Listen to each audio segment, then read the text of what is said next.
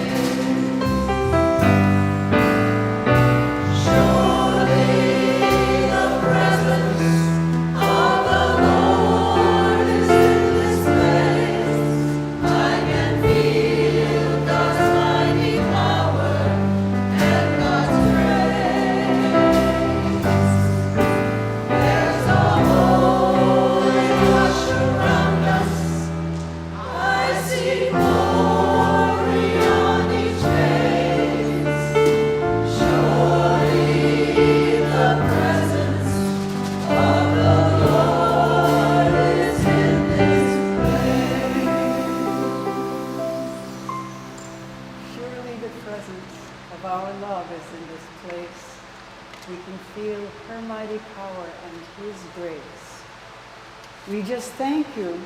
We're full of gratitude today for freedom, for the freedom to worship, the freedom to believe, the freedom to live, the freedom to pursue happiness. We also are thankful for the wisdom and the open-heartedness to take ownership and accountability for the ways our ancestors came to this land.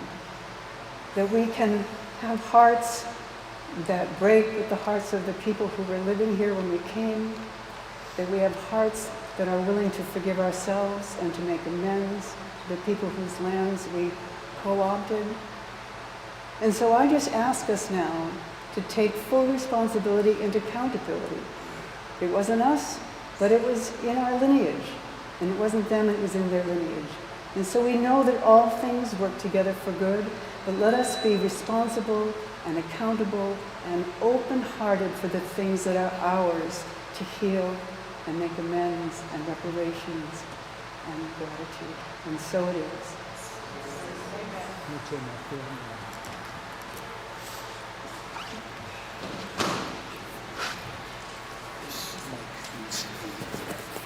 Good morning, everyone. Happy Sunday. Thank you, Stephanie, for those powerful words. As we gather today in this sanctuary, let us reflect on the sanctity of this land and all who have walked here. Unity on the River is located on Nadakina, the traditional ancestral homelands of the Abenaki, Pawtucket, Pennacook, and Wabanaki peoples of the Dawnland, past and present. We acknowledge with honor and gratitude the land, the waterways, and the Alnobak people who have stirred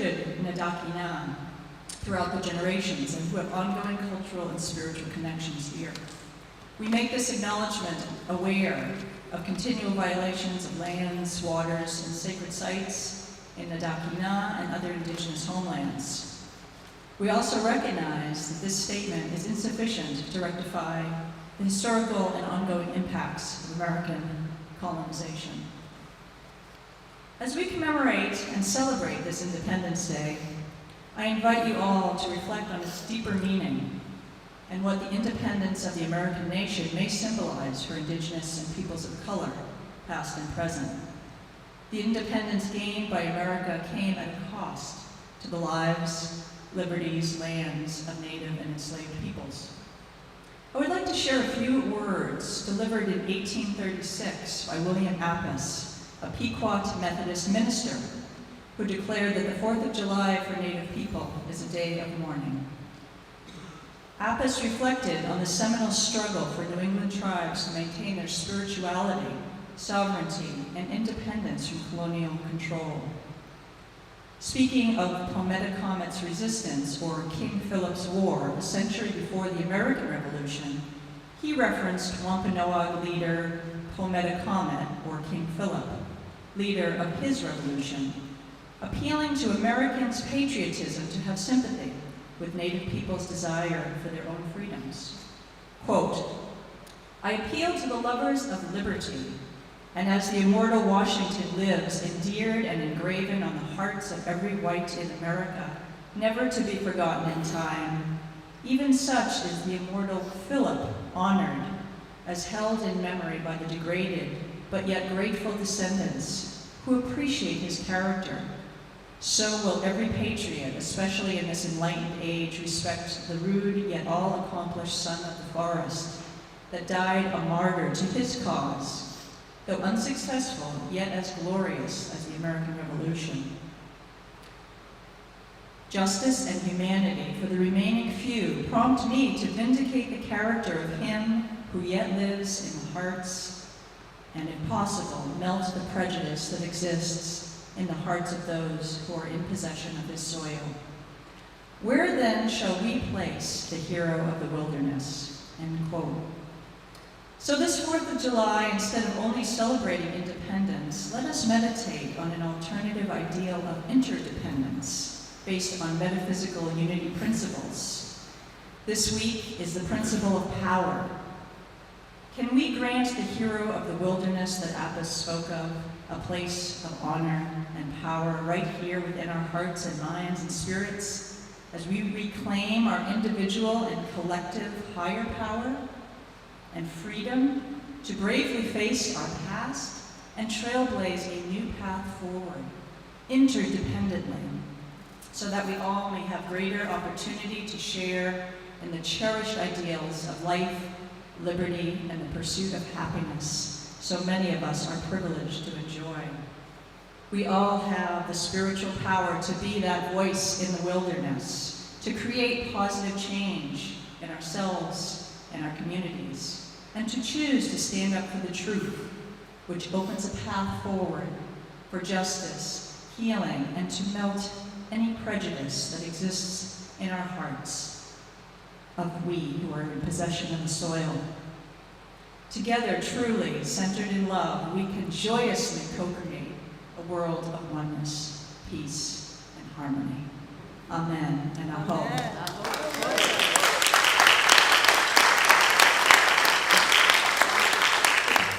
I'd just like to say that we have someone among us who, we're going to sing God Bless America right now, and Lee has a real connection to this song, and I'd just like to have him say a few words about it. Hey everybody. Hi. So, my Nana, my grandmother, she had a sister. It was Kate Smith.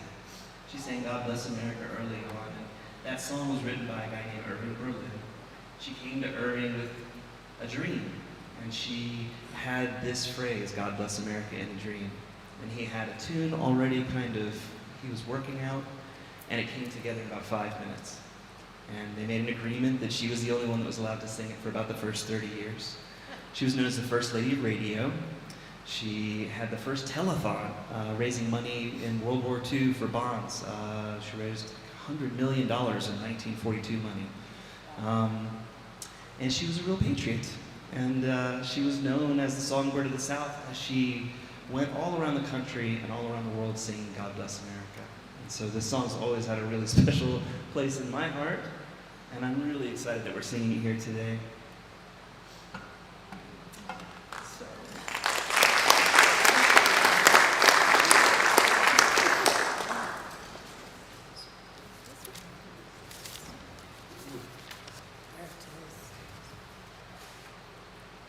Well, what was her name? Kate Smith. Kate Smith. That's Kate Smith. Yeah. That Kate Smith, Yeah. who took the Philadelphia Flyers to the Stanley Kate Cup Smith. by Yes. singing God Bless America That's before right. every game in the 1972. Stanley Cup playoffs. How do I remember that? Mike Douglas. So, I invite you to stand as you are able, if you care to. Stand if you're wrong. They should stand when they feel patriotic about this. Yeah, when I think the one thing to remember too is that no matter what's going on in our country, there's been so much going on between. Last year we had the same discussion around July 4th, but it's still our land. It's still our country, and we have a way to shift things back and forth over time. God bless America, land that I love. Stand beside her and guide her through the night with a light from above. From the mountains to the prairie to the oceans wide with gold. God bless America, my home, sweet home. God bless America, my home, sweet home. One more time, all together. God bless America, land that I love. Stand beside her and guide her through the night with the light from above. From the mountains to the prairie to the oceans white with foam. God bless America, my own sweet home. God bless America, my home, sweet home.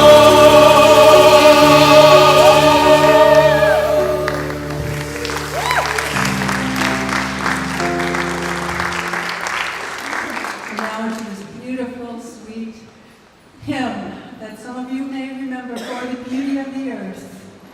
Join us.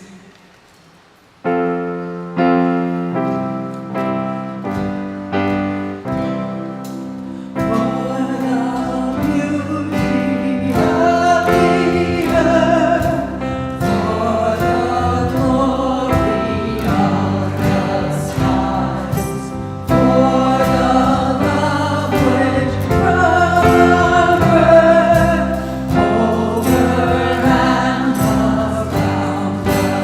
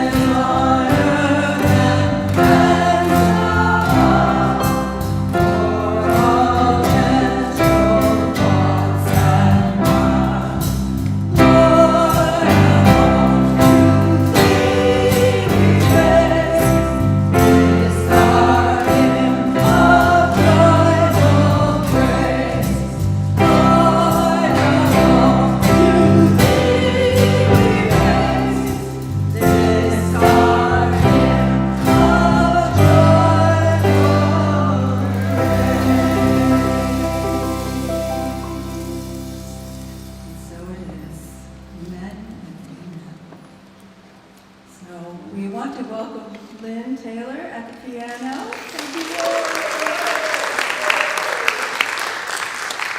And Mark Rosen.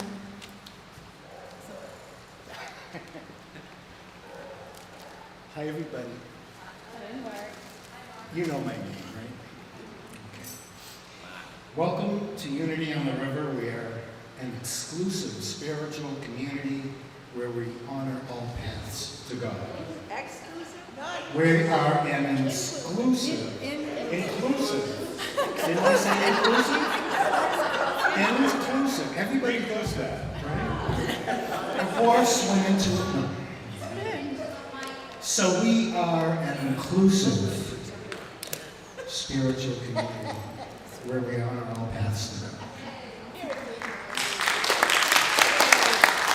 Looking around, I don't think there's anybody here for the first time. Is that correct? So this is what I think.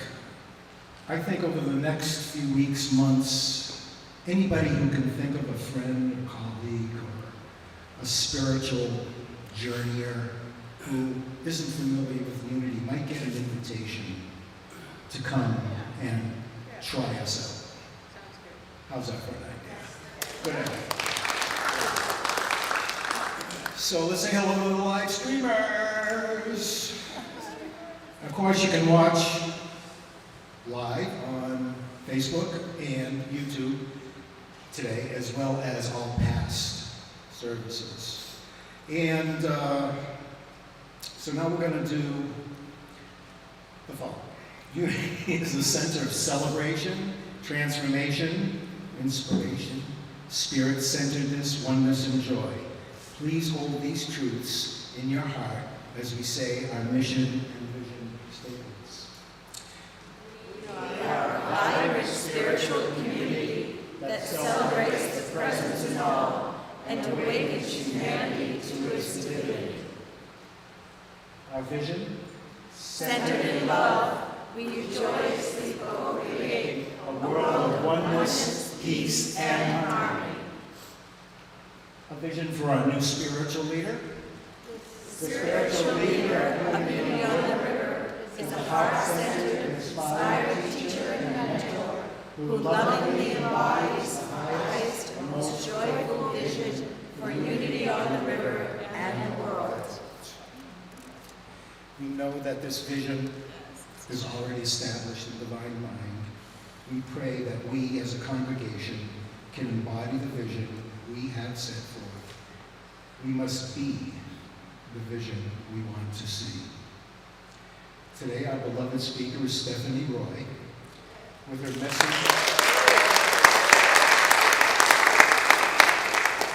message, Power, the Power of Power, promises to be very powerful. But first, we're going to do Namaste, followed by a song setting the tone for Stephanie's message. So let's greet each other in love. I see the light in you, and please ask if a hug or a handshake is comfortable.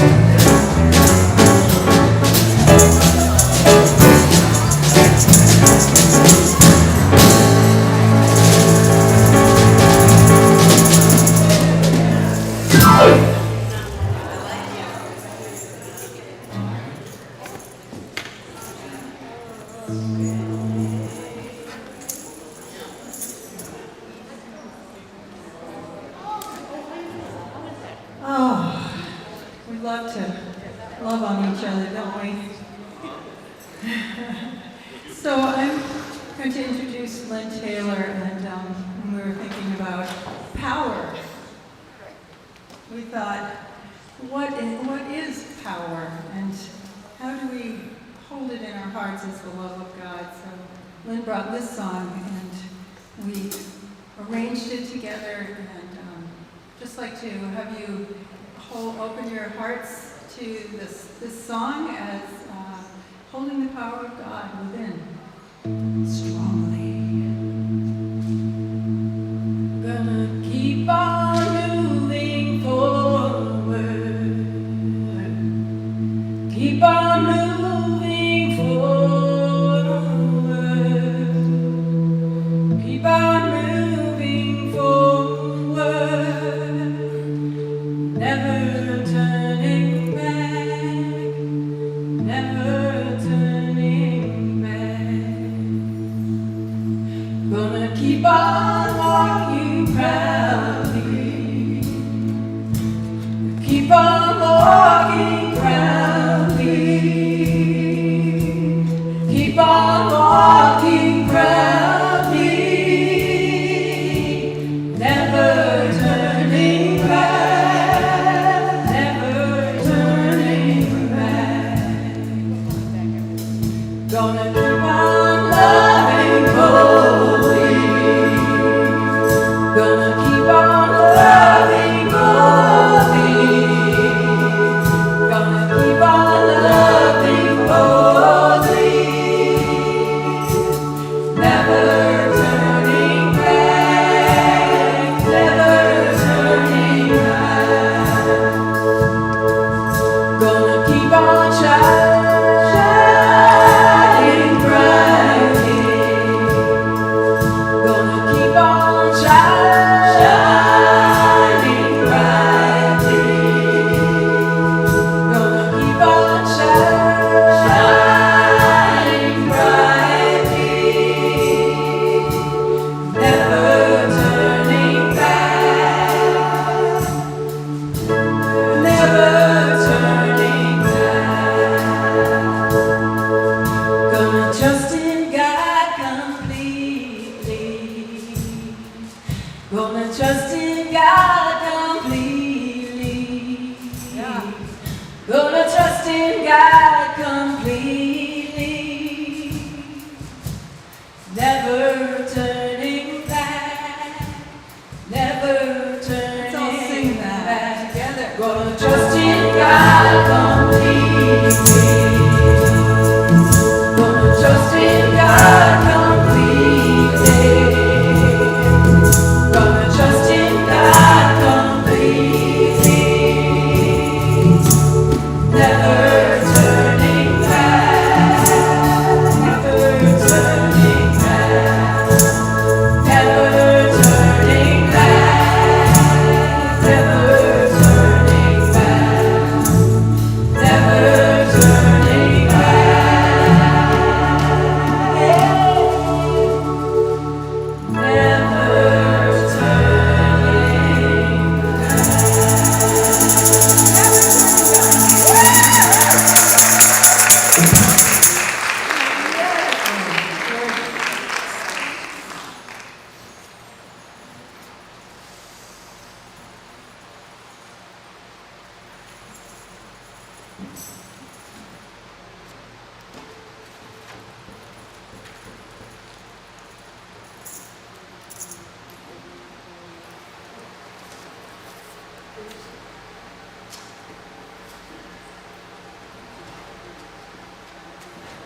Good morning. I want to introduce Miss Stephanie Roy.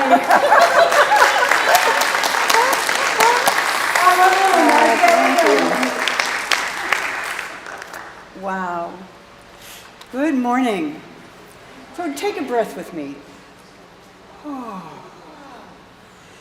You know, this is such an interesting day, given our history. First of all, Lynn, where's Lynn? Thank you for that incredible song. Thank you. We still have a, don't we still have a, I can still hear a feedback, yes? You can barely hear me? All right. It's not that. No. Okay, how's that? Is that better? All right, how's that? Is that good? All right, and I'll just try to speak up, because I think this is not tight on me. See? It has nothing. Switch here. Yeah. Good. Stand around behind. This must be part of my karma. You're powerful. I am. Well, okay. Is that good? Okay. Okay. Now, wow. I am powerful. Except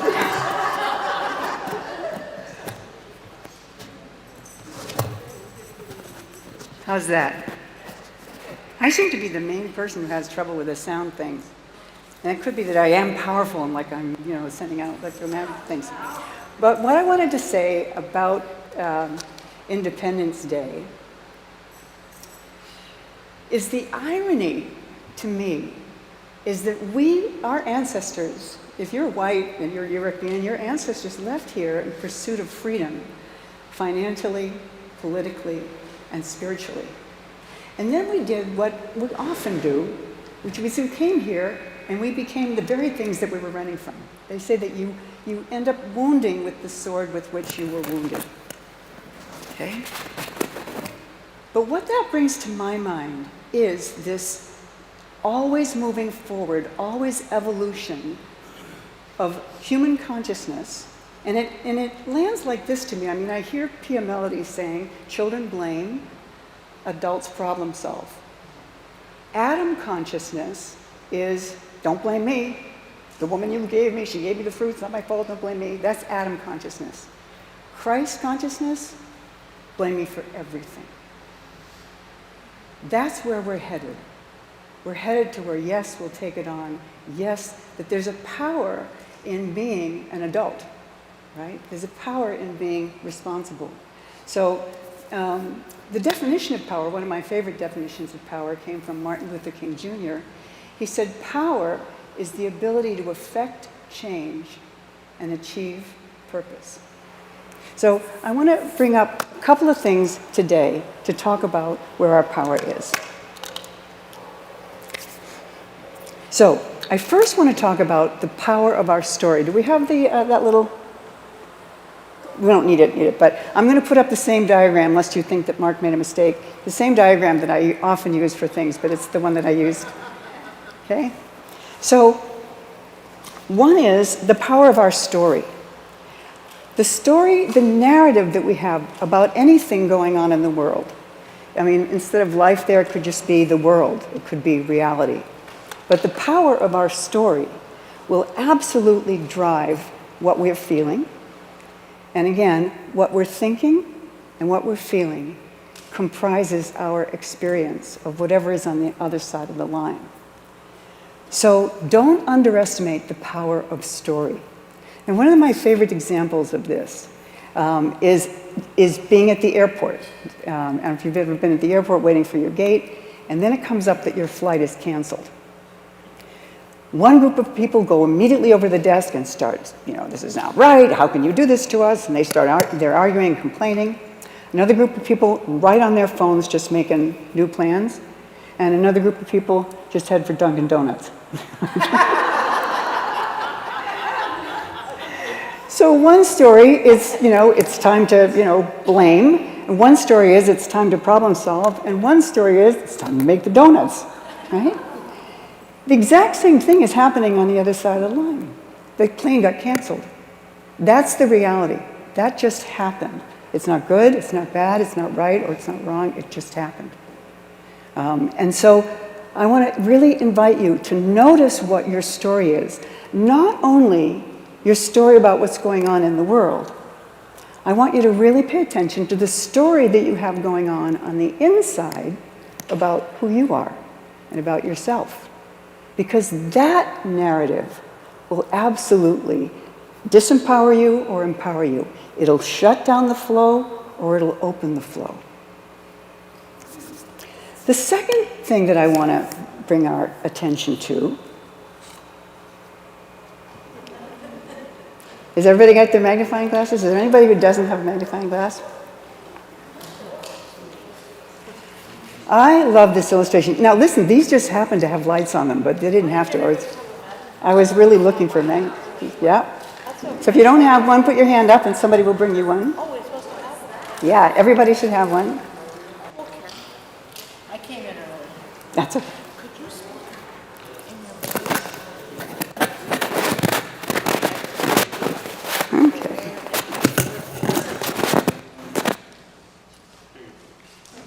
What I might do is just... No, don't do that. No, you can do that, do a handheld. Okay.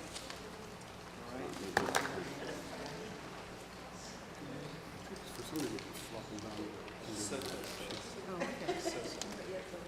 Let me turn it back on.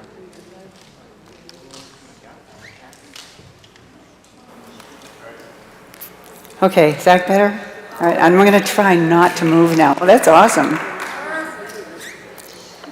So, I want to talk about the power of your attention. Our attention is like a big laser beam, or it's like a magnifying glass. And the thing about your attention is, whatever you hold your attention over gets bigger. Whatever you start looking for, you'll find. Whatever you're looking at, you'll see more of. Now, one of the places that this shows up a lot is in relationship, especially if you've been in a relationship for a long time. One of my favorite relationship teachers is Terry Real, and he talks about one of the things that's helpful in relationship is to know what's your core negative image of your partner. Your core negative image is the thing that you've been holding your magnifying glass over more than any other thing. Now, he said, for instance, they've been married, I think, 32 years. He said, my wife's core negative image of me is that I'm an irresponsible teenager. He said, now, if I come down in the morning to get some coffee and my wife's in a grumpy mood, and I say, what's going on? She said, well, you know that box of books I was going to take to the library today?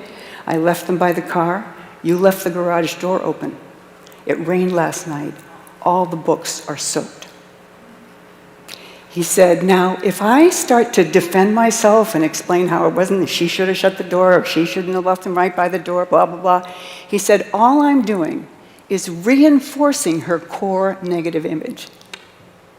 But if I take ownership, if I say, you know what, honey, I'm so sorry, you're right, what can I do to help this out? Can I take the books to the library? Can you see the shift?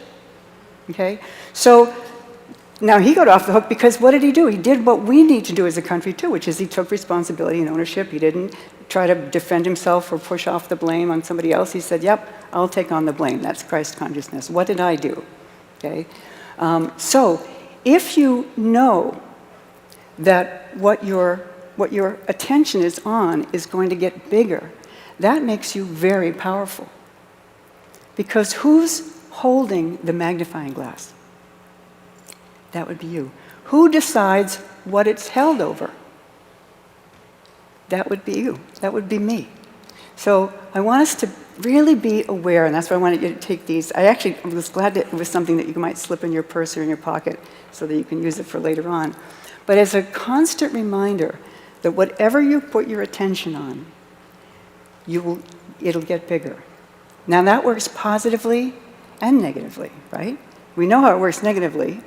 It works positively by, if you notice, by the way, that you're in the habit of only looking for what's wrong, then deliberately with your neocortex, because we now can have choices about that, deliberately hold that magnifying glass over something that's going to make you get the impact of having a higher vibration. That's the way Jackie would put it.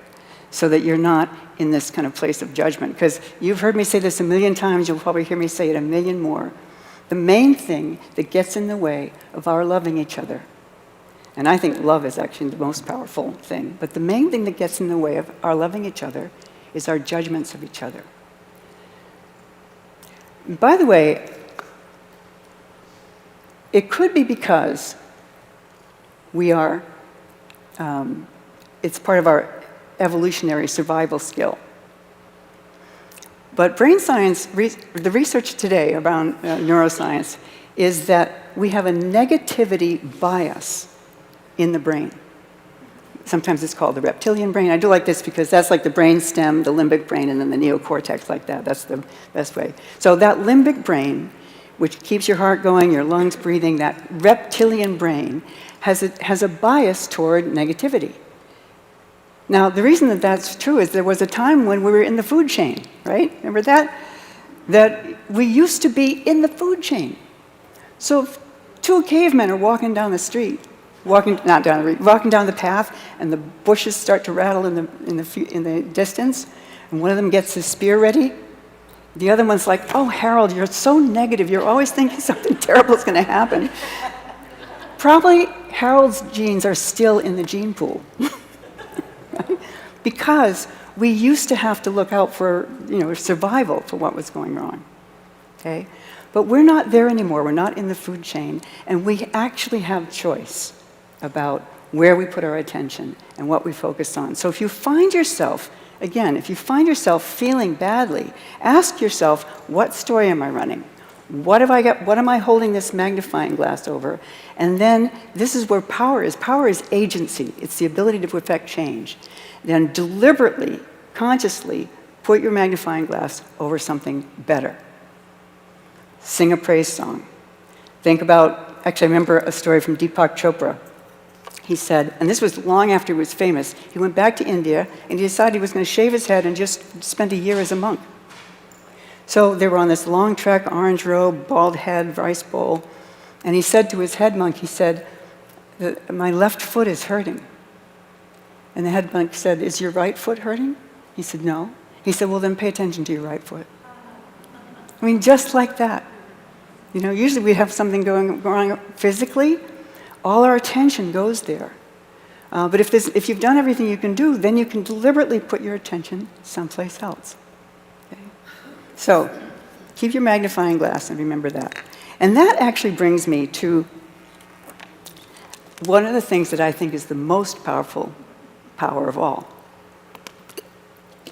And that is the power of choice. You have the power to choose what story you run. You have the power to choose what you hold your magnifying glass of your attention over. Let me just make sure I want to get there. So, but the interesting thing about this, you all know this, you all know you have the power to choose, but you've heard me say this before too, it's still true. Knowing better hasn't always kept me out of trouble. So just because I know what I should do doesn't mean that I always do it. Now this is going to be a little tricky to talk about, but it's been the thing that's lighting me up and the place where I'm doing most of it's like the front edge of my own spiritual practice, is I want to ask you, first of all, I'm going to back up and say, one of the teachers I've been listening to lately, again, actually re-listening to, is Michael Singer. And Michael Singer, who wrote Untethered Soul, and his latest book is Living Untethered, I think. But he starts any talk that he does with looking at his audience, and he says, "Hey, are you in there?" And he said, "Nobody has ever said no." Okay? So we're in here. And most of us, and I think, again, it's because we're where we are on the consciousness evolutions. By the way, I go like this like it's an arc. I don't think it's an arc. I think it's an endless spiral. But where we are, I think we're on the young end of this evolutionary process. But for most of us, when we talk about the you or the me, when I talk about the me that's inside me, somebody says, "Hey, meet a stranger, who are you?" They're going to hear my name, where I'm from, my family, what I like, what I don't like, where I live, what I do for a living. So most of us, when we think of the me, that's the me we're referring to. The place of real power that's also inside us, it's actually mostly inside us, is the me that absolutely is I want to say it's connected to, but it is the animating life force of the divine. It is. It's like, I mean, on the front of the bulletin, it said that we have, what is it, how to keep the flow going. You actually can't stop the flow. You can slow it down and you can crunch it down, but you can't actually stop the flow of this divine life. And that, making choices from that place of Christ consciousness, that is the place of power. Making choices from my little me, it's a crapshoot. You know, sometimes it's going to be for me, sometimes it's not going to be for me, sometimes it's going to be for you, but it will really secretly be for me because I want you to like me, you know? But making choices from that deep inner place of, well, again, the closer you get to this place, now you all know this because you're all journeyers, the less words there are for it. Words are pointers. We can call it the divine, we can call it God, we can call it the universe, we can call it, but we absolutely know the minute it's not there in somebody, don't we? Right? So this is the part of us that actually wasn't born, that won't die. It's the consciousness part of us that will keep going on. So the most important part of that, actually, I want to back up a minute. I want to do a little process with you. Because our stories and our attention can get us really wound up. So I want you to close your eyes for a minute, if you feel comfortable with that. And I want you to just picture in front of you the fruit orange or the word orange if you're not a visual person. So just take a moment and picture that. Okay? Notice what you're feeling. Probably not much. Okay, and let that one go. Now, I want you to bring to your mind the face of somebody that you really struggle with. They just piss you off. They just aggravate you. Every time you think of them, you can feel your heart clench. So just see that face for a moment, or see that name. And then notice how you're feeling. And take a breath and let that go. And now bring to mind the face of a beloved. It doesn't have to be a person. Just something that just makes your heart melt. It could be a grandchild or a pet.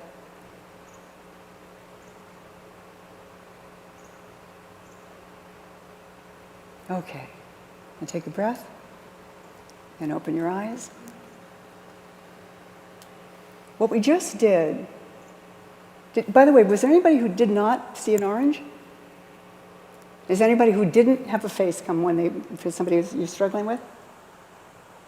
Okay. Anybody who didn't have a face of a beloved? Okay. I did this because it's a way to actually experience the difference between your mind and you. We just need a little bit of space there between you and your story, between you and your thinking, between you and your feeling. So I want to ask you, who is the you that brought up those images? That's the you that's hooked in. That's the you that's connected to the infinite. It's the one who chose that. One of the things that Michael Singer said in a talk recently, he said, he was just running a rant about how what am I going to do when I get old? Who's going to look after me? Am I going to have enough money? Blah, blah, blah, blah, blah. He said, I want you to just relax. He said, now I'm not asking your mind to relax. I'm asking you to relax. Can you feel the difference in that? I'm not asking your mind to settle down. I'm asking you to settle down. This is what we practice all the time. All the time. If we're going to move to a place of oneness, of wholeness, of tolerance, of patience, of love, of inclusivity, it's practicing this Christ consciousness in our bodies. Because if you can follow those instructions, orange, face, that you is the one who's controlling your thoughts, who's in charge, who decides what to pay attention to, who decides what the narrative is. And the main thing that we're working with is just we're just so conditioned to be kind of in our stories and in our narrative and with our attention, that sometimes we're not aware that we actually have the power to shift that and to come much more in alignment with the flow of Christ consciousness. Does that make sense? It's tricky to talk about because I know there's more than one of me inside here. Just at the psychological level, I have about 5. But just on, by the way, the neuroscience level, everybody has 2 minds. You have a left brain and you have a right brain. The left brain is all about how things are separate and how they're connected to each other. The right brain is all about how things are together and they're all one. And they both have very different jobs. There's a corpus callosum in between that makes them dance together, right? So from the get-go, you're of 2 minds about most things. We want to practice the mind of God. We want to practice the mind of the divine. And how do we do that? You start by noticing what you're thinking, noticing what your story is, noticing what your attention is. So I want to close with this.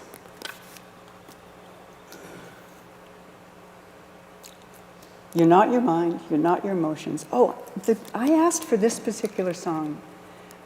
It's Curtis's, "Let it draw near, let it come in. Let it pass through, let it go on." One of the things I want to say about emotions is we get in trouble with them when we push them away or hang on to them. What Michael Singer's teaching is whatever's coming up, a heartbreak, a joy, an anger, let it come up and let it pass through.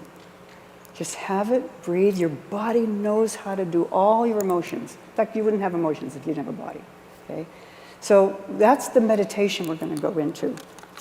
And then I want to close by asking us to keep our energy flowing by being independent. Inside dependent. Resting fully on what's inside us, to allow this life to be everything that it can be and allow us to be everything we can be. You take a breath with me. Thank you. Thank you, Stephanie.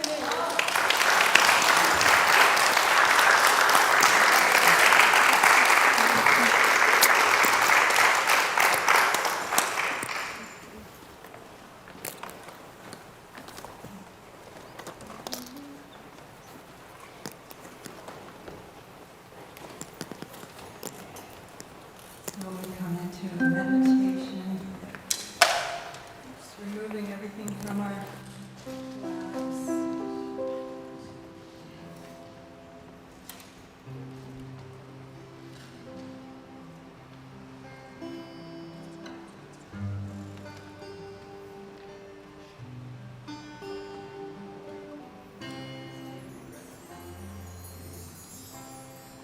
Let it draw near. Let it come in. Let it pass through. And let it go on. Let it draw near. And let it come in. Let it pass through. Let it go on.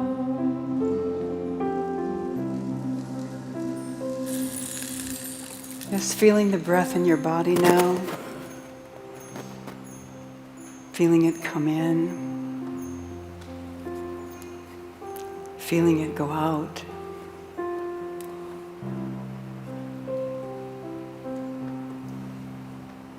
Putting your attention just on your awareness.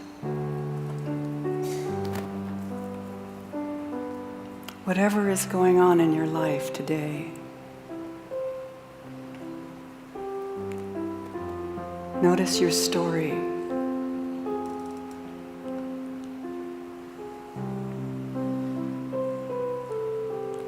What's drawing your attention?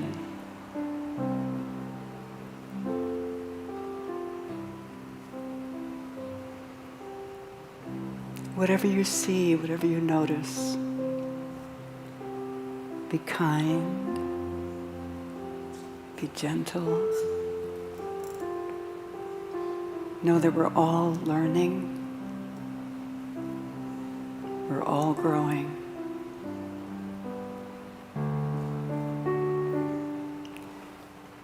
When the difficult feelings come in, let them draw near. Breathe deeply into your body. Let them pass through. And let them go on.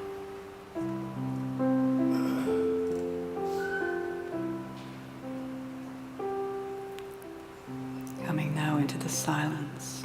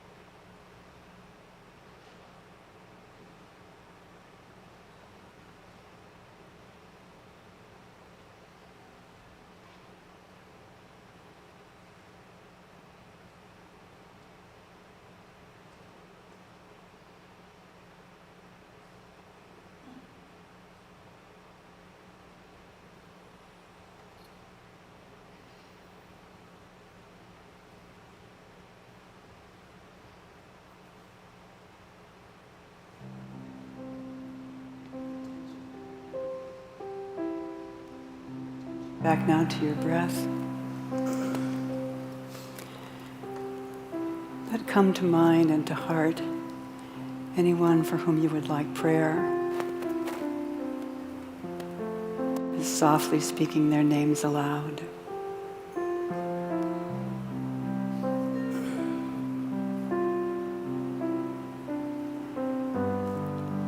And just a reminder that you can also put prayers in the prayer box, where they'll be prayed over by the chaplains for a month,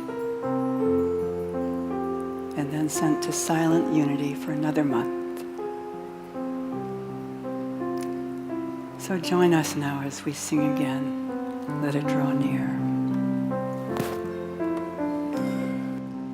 Let it draw near, and let it come in. Let it pass through, and let it go. Let it draw near, let it come in, let it pass through.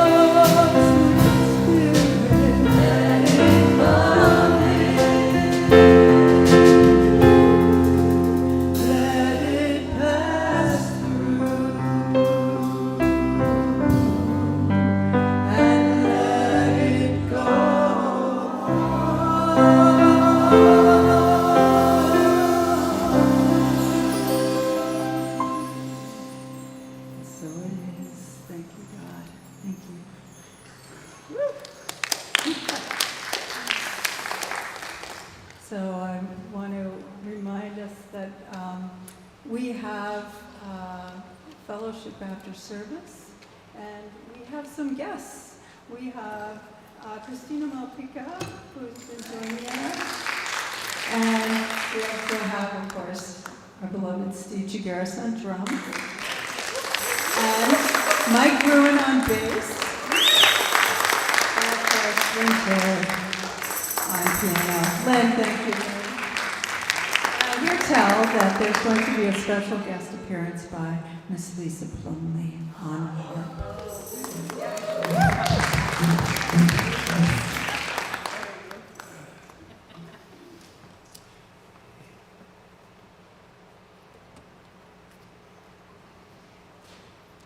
It's a time in our service when we prepare our gifts and share our infinite source of good. We give thanks in advance for all the ways you choose to invest in this spiritual community.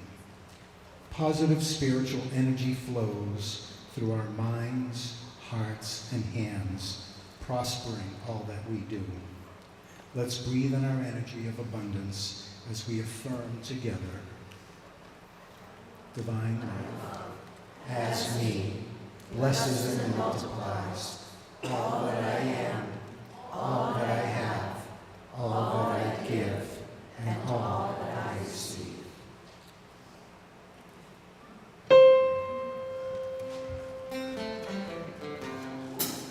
I got everything that I need to be happy. Yes, I do. Oh, I got food, I got friends, I got music, yeah. Food, and the sky. I got my heart singing songs, my, oh my. I've got everything that I need to be happy.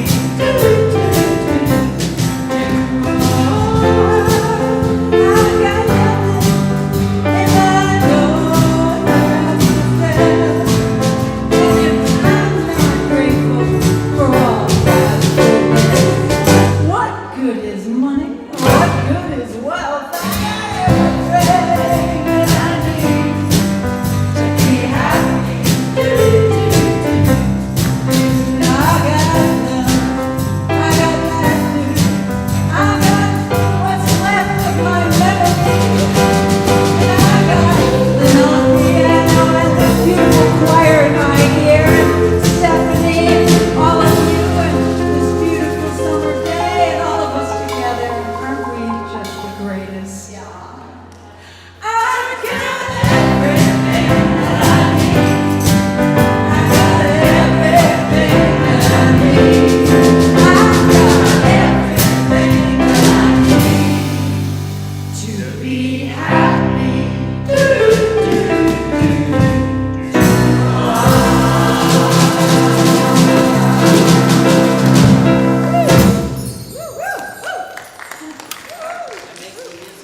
So I just want to thank you for your generosity, thank the students for their generosity. We just thank the universe for these abundant blessings.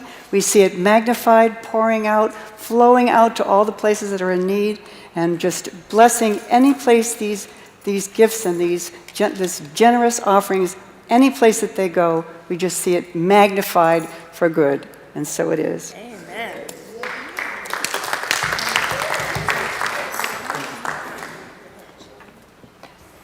In the prayer for the children, we pray that our children and the children of the world remember who they are, that they know that they are those light beings and that they walk in love and faith and feel the peace and joy and abundant world that we live in. Thank you. Amen. Amen. So now, we welcome Lynn Taylor and, oh no, not yet. No, Announcements. it's first. Very important. It's a big deal. It's a big deal. Oh my goodness gracious.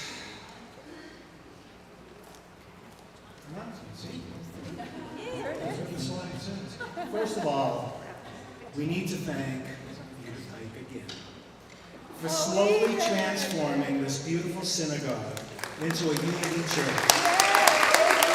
We have a new 12 Hours banner. And of course, unity principles. And speaking of which, if you're interested in knowing what really drives unity,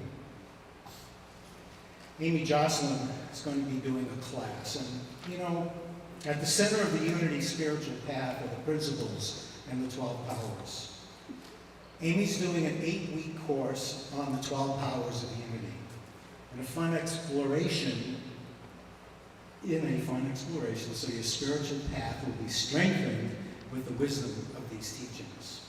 Here's a quick message from Amy. Beyond excited about teaching this class because I love the 12 powers. And what I love about the curriculum of this class is that it gives you the lived experience beyond the heady concept, but to actually be able to use it. You'll journal about each of the powers and you'll put it into action in some way. And then we'll come together and we'll support each other in a loving, supportive environment and how we've used the powers. So I hope to see many of you there. Please come and join me, come play with me. This class is going to be great. And we'll learn a lot from one another. Thank you.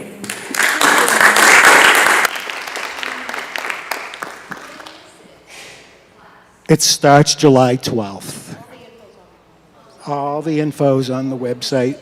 It's a love offering basis with suggested $45 that covers the entire series. Are there any other questions about that? No.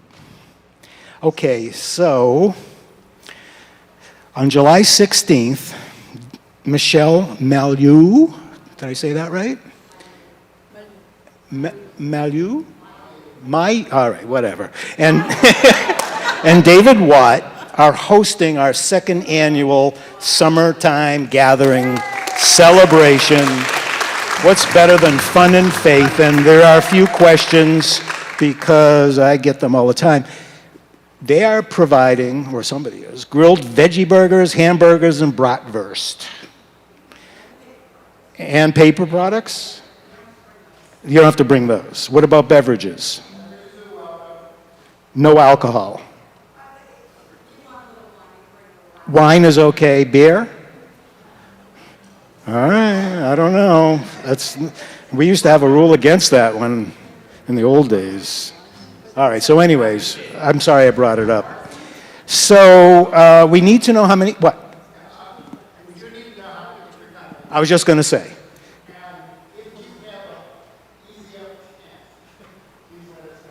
Okay.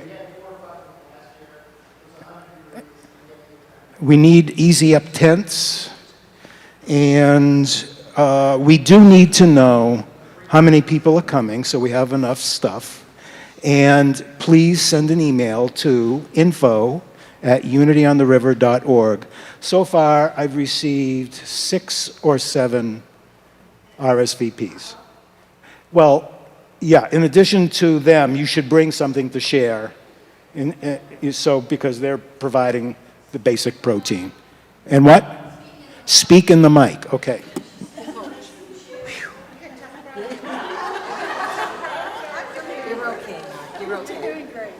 Am I doing all right? Yeah, you are.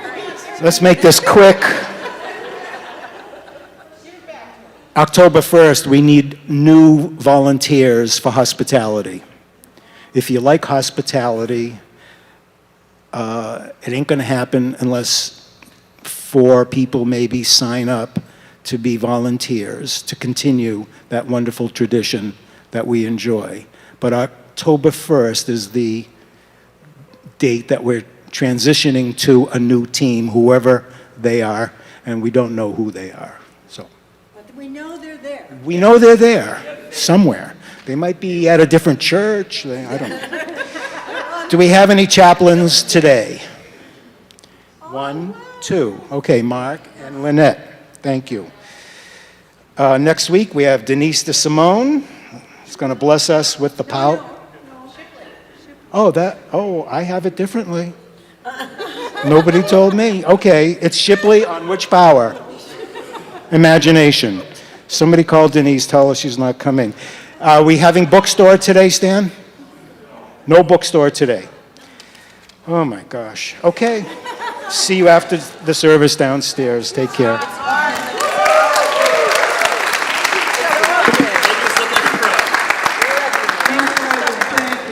I also would like to say that both Mike Belay and John Hyder are taking the day off today, so let's all wave to them. We know they're watching.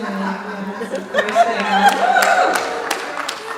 So we invite up Ms. Lisa Plumley, and we thank Lynn Taylor again.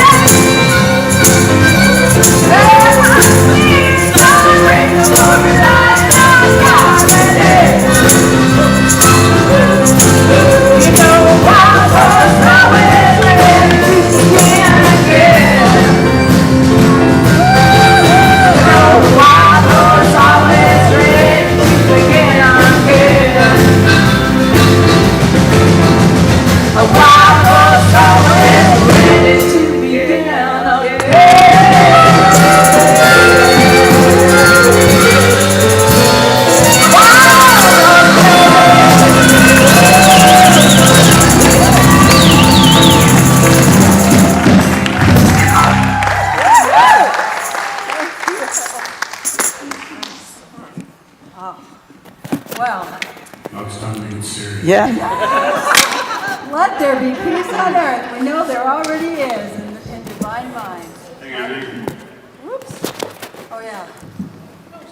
been messing with the mics. We're messing with the mics. Actually, I'll take this moment to say, I forgot to say that the disciple for the Power of Power is Philip, and Philip is a lover of horses, which is why we had that beautiful last song. So thank you. Think of Shipley. Shipley's name is Philip? She loves horses. Ready, Steve-O? 1, 2, 3.